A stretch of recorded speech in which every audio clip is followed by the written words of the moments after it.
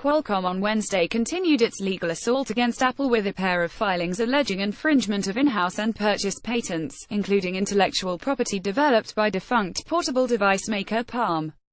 In a first complaint lodged with a U.S. District Court for the Southern District of California, Qualcomm asserts 5 patents, 4 of which originate from Palm. The last piece of IP comes from a patent portfolio formerly held by Touchtable, an arm of tech firm Applied Minds. As it applies to former Palm technology, Qualcomm's lawsuit asserts infringement of U.S. Patent NOS. 8,683,362, 8,497,928, 7,844,037, and 9,203,940. As described in U.S. Patent and Trademark Office filings, the 362 patent describes a card-based multitasking interface that found its way into Palm's WebOS, which Qualcomm views as a progenitor of modern smartphone operating systems. Apple's iOS, including the latest iOS 11, relies on similar graphical user interface assets to manage multiple app instances. Beyond app multitasking, the 928 patent deals with camera focusing techniques, specifically methods of deploying a tap-to-focus system in portable devices that utilize a large screen as a digital viewfinder.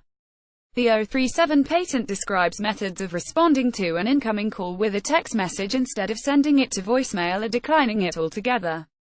Finally, the 940 patent details a multi-use power button capable of turning a device on and off, silencing incoming calls, activating a display and more.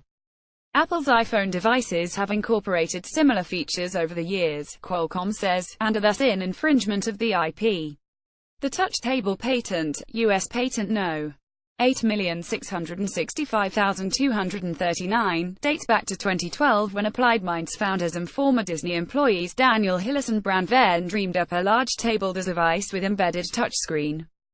Dubbed the Touchtable, the equipment was designed to enable collaborative work between 2 or more users without the need for input accessories like mouse and keyboard hardware.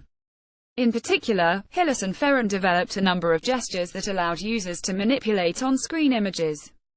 Most notably, the device understood pinch-to-zoom gestures now common to Apple devices. In a second complaint, Qualcomm asserts a total of 6 patents, U.S. Patent NOS. 8,971,861, 7,834,591, 8,768,865, 8,229,043, 8,447,132 and 9,024,418, covering a range of technologies from power management to machine learning. Along with the 2 lawsuits, which join a third filed earlier yesterday, Qualcomm said it plans to lodge a complaint with the U.S. International Trade Commission today, reports the San Diego Union-Tribune.